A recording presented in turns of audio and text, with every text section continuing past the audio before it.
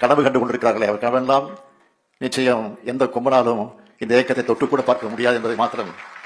தாவேக தலைவர் விஜயை தொடர்பு கொண்டு மக்களவை எதிர்க்கட்சித் தலைவர் ராகுல் காந்தி பேசியதாக தகவல் கிடைத்திருக்கிறது. செங்கோட்டையனுக்கு அதிகாரம் வழங்கப்பட்டுள்ளது. அக்கட்சி உறுதியாக இந்த முறை நீங்கள் விரும்பும் கூட்டணி பாகுபலி பாகுபலி பாகுபலி பாகுபலி